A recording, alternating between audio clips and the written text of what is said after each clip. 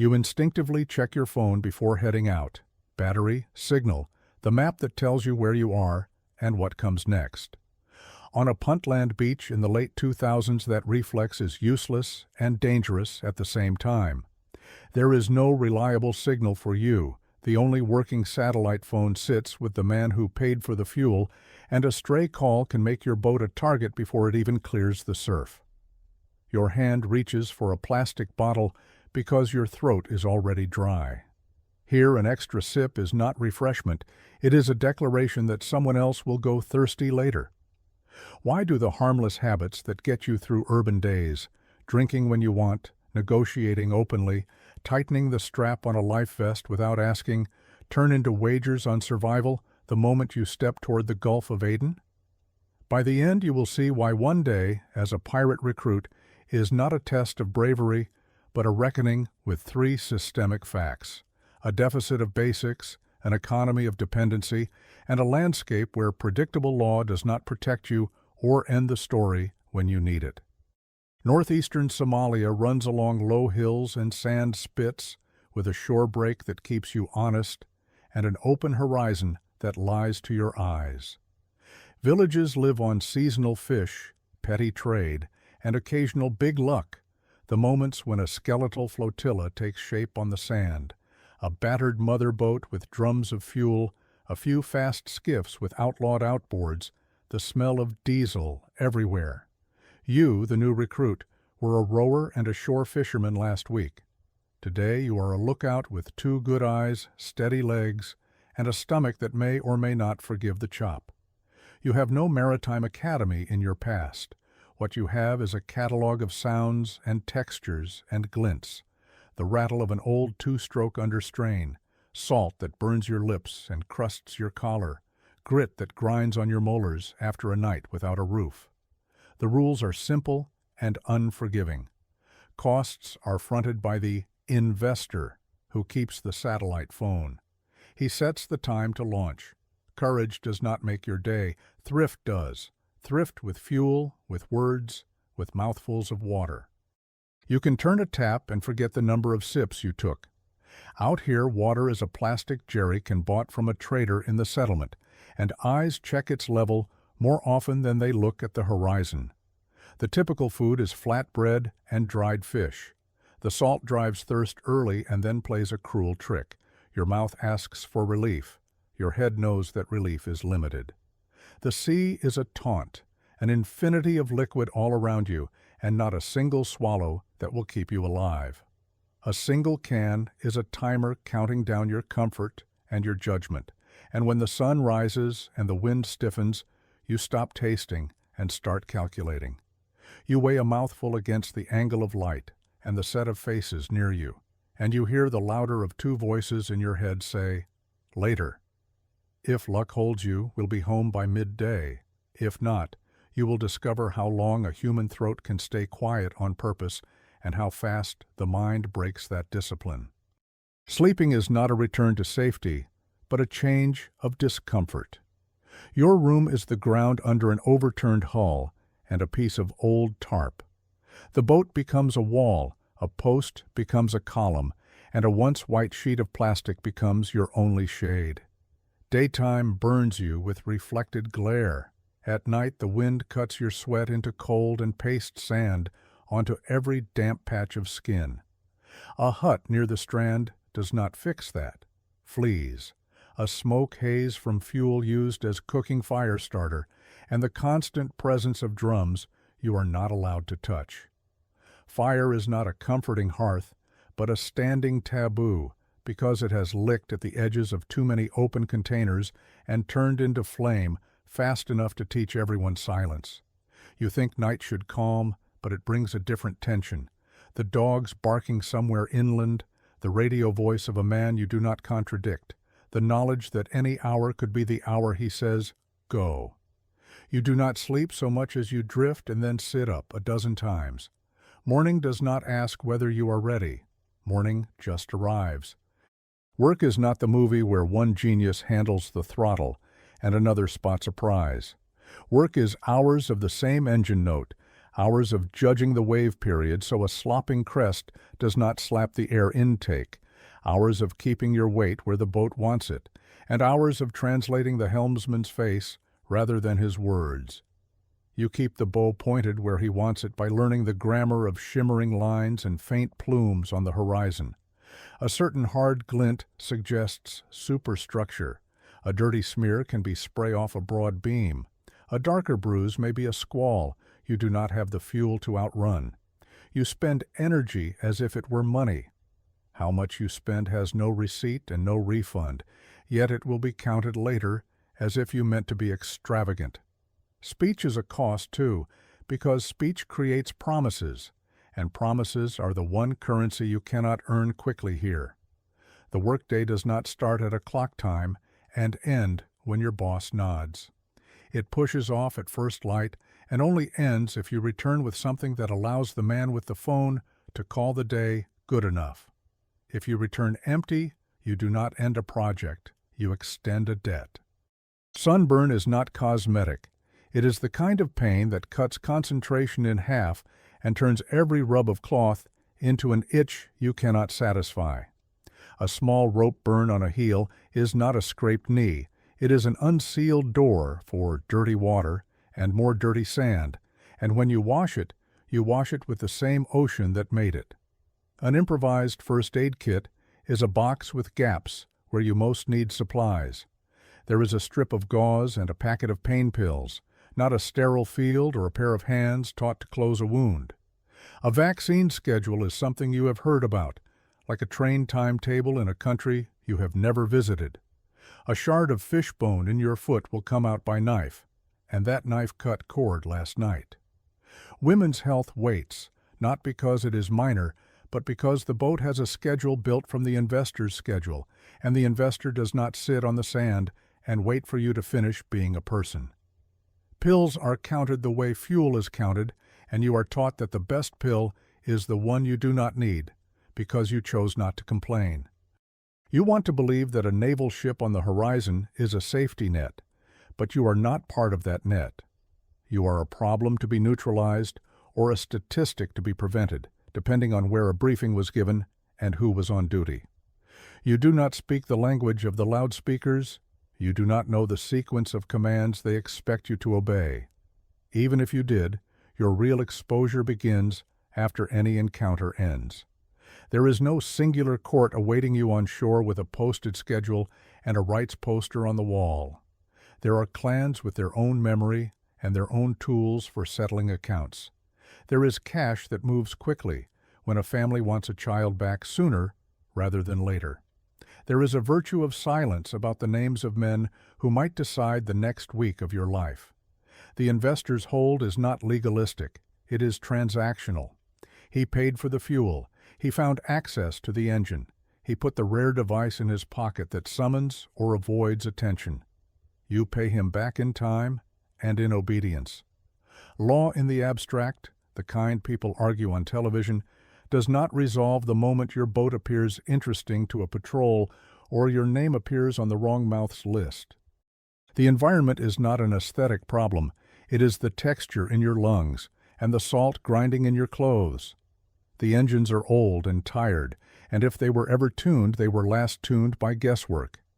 The exhaust blows towards you more often than not, because fuel is precious, and course changes are made for purpose, not comfort. The water close to shore is a chemical stew of refuse and leakage. You step into it, and it bites even if you have no cut. There is no weather app to bless you with certainty, only experience and the way the wind feels different a moment before it chooses a direction for the rest of the day. Squalls are not announced, they are recognized late, and then a boat made light for speed becomes heavy with the same sea it hoped to skim. A calm can be worse than a chop because calm fools the eager into overextending, and then the first organized set of waves punishes the eager. Your best defense would be information and margin. You have a little of the first and hardly any of the second. Money opens the day before you do. Fuel is bought for United States dollars in cash. Water and bread are bought in Somali shillings or whatever can be assembled. The tabs begin to run long before your feet leave the sand. You are issued a share of the day's expendables and told you are in, which means your ledger exists whether or not you return with anything to write on the other side of the page. Debt attaches to your name and to the hull and to the engine that everyone recognizes and to the jerry cans everyone can count. Coming back with nothing does not zero out anything. It adds to the need for another outing and makes your share of that outing smaller before the sun comes up. The basket for a day is not complicated. Diesel, water, some food, the ordinary small consumables a working boat wears through. But simplicity is not the same as ease. A drum of diesel in United States dollars competes with the food for a small team. Compare either to the cost of a daily bread ration in a generic 2025.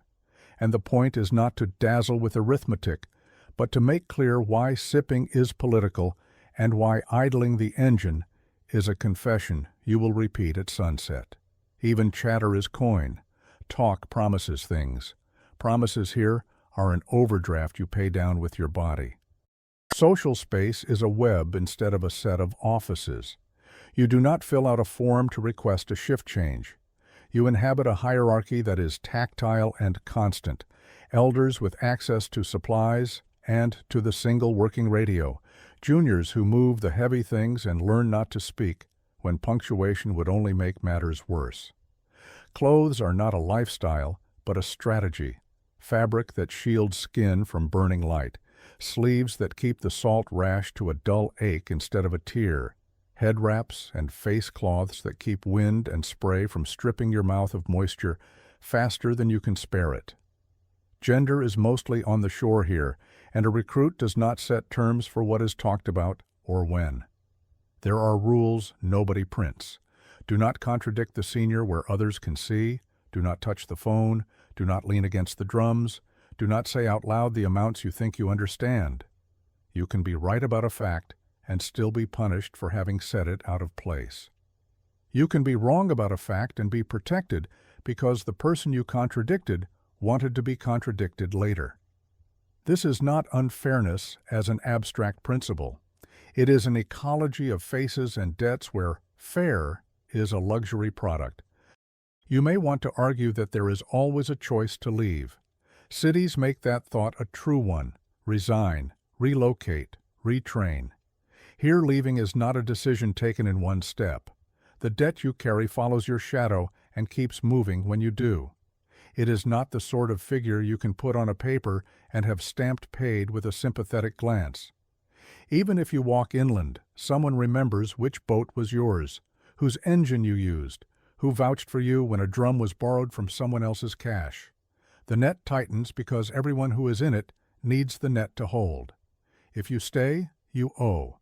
If you go, you still owe, and now you owe from outside, which is harder for all involved. The day has a rhythm, but not a schedule.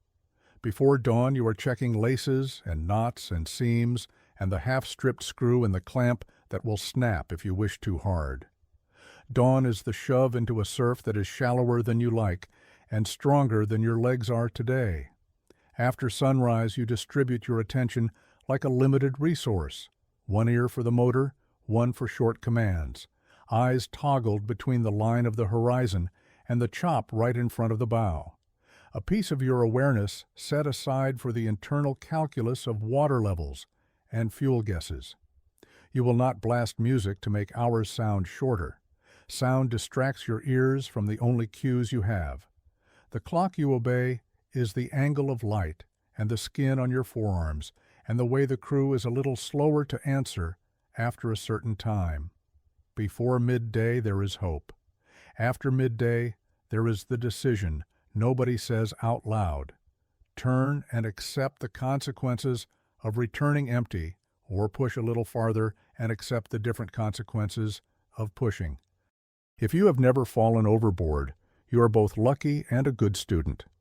The life vest you wear is not a modern, locker-fresh foam lace-up. It is a relic with loose straps and a tang of old gasoline, one that snags at the wrong moments and does not fit quite right. It can keep your head up if you give it a chance, and it can choke you if the sea turns playful in a particular ugly way. It is still yours, and you do not take it off to prove an attitude, because out here, even pride must be economical. The sea is trustless, but law-abiding in the narrow physical sense, and the only laws you can rely on are not the ones a human wrote. The lesson is grim and unpoetic. Never make a move because it looks good. Only make a move that keeps options open into a future you might get to see. What happens when everything goes fine? The sand meets your feet again, and they burn because you forgot how hot it gets by late afternoon. The questions waiting are not a warm debrief. The first question is the one inside a look across the drums. How much did you spend? The second question is the one you dread forming in someone's mouth.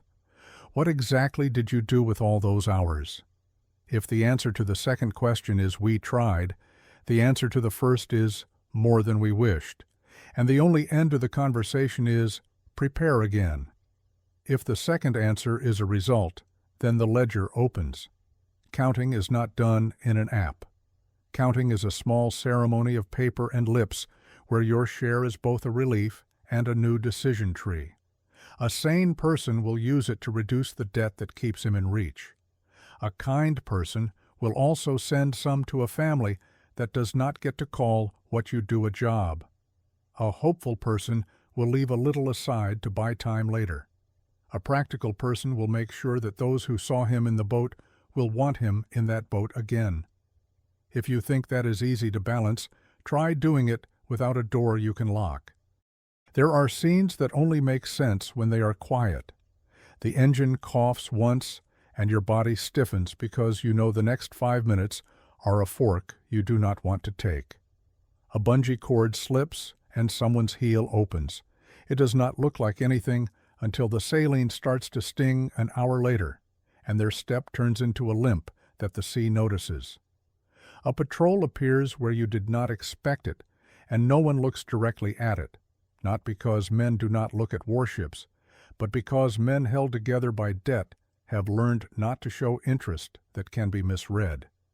A bottle comes out and stops halfway to a mouth and goes back into the bag without a speech. A list of names changes tone because someone who was not present earlier is now within earshot. People tell you that fear is loud. It is often quiet, and what it does best is shorten your future in your imagination until everything you believe you can do is a set of 3 choices, all bad. You have not yet talked about sound, the other element that redefines what a day is. The engine's one note becomes a measuring tape for your mind. All day you hold it up against other noises, judging whether it thins, whether it fattens, whether it warps into a texture that indicates a problem you would rather face while still near shore. People think of smell as the soul of memory. Here sound is the immediate path to judgment. The way the bow slaps changes if you carry more water under you or if the chop has shifted. The line from the prop, the way the hull vibrates at a certain speed, tells you the difference between moving well and grinding future repairs into the next hour. There is no manual for this. You drill it into your body until your head recognizes it purely, and when it changes, you do not shout. You look at the helmsman, and he is already looking back, and neither of you is angry, because anger is a spill. You both make the smallest possible adjustment and pay for it later with a smaller argument. Heat is the invisible heavy. You do not need a thermometer to know that the air in the open burns like a hand held too long over a grill.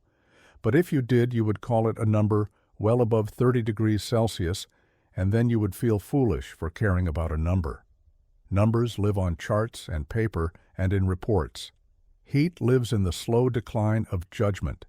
It shortens tempers and lengthens pauses, and turns the fine motor control you need to fix a clamp or tie a knot into a clumsy pantomime of itself. A remarkable portion of seamanship is paying for tomorrow's need with today's discipline. Cover the skin now. Drink when you must, but stop when you still want more.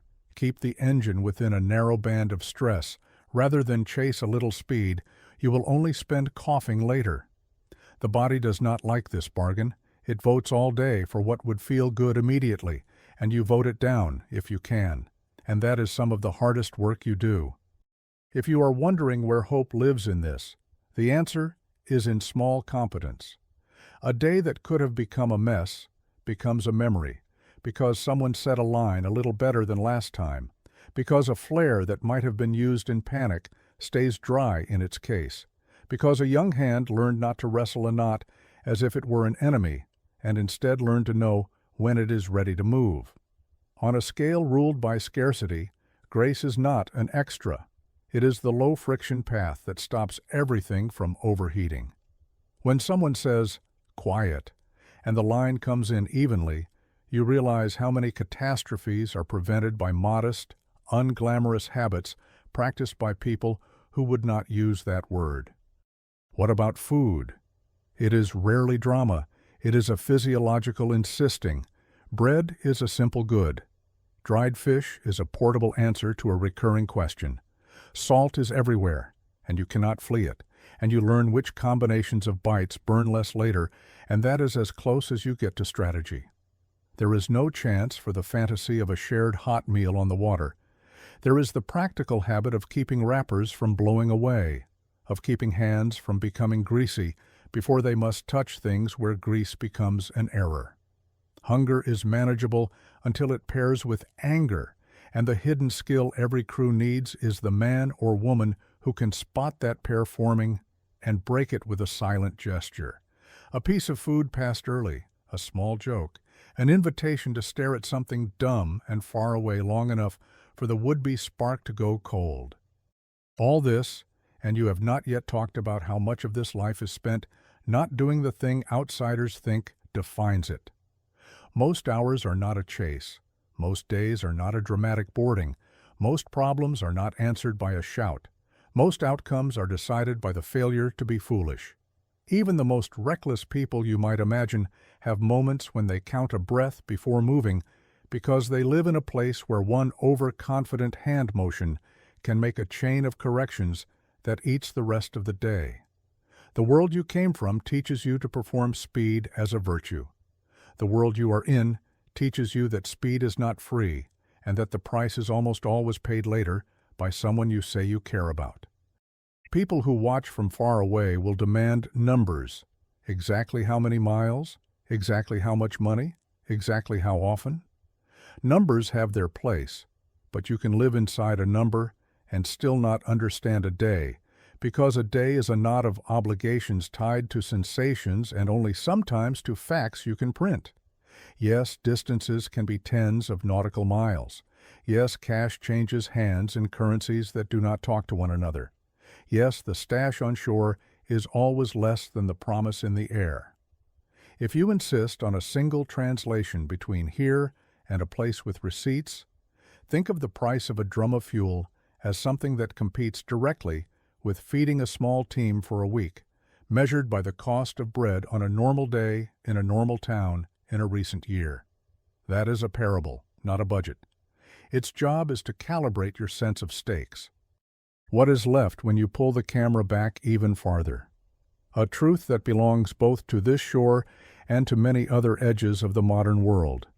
The things you think of as invisible utilities, clear water on command, a process that returns you to your life if power punishes you briefly, a clinic that will take you seriously because you are human, are the thick timbers of a life that feels boring on purpose. When they exist, you do not think about them. When they do not, the day elongates into a gauntlet, and you feel your mind learning a different way to be human, a hungrier, narrower way. It is not that people here are less.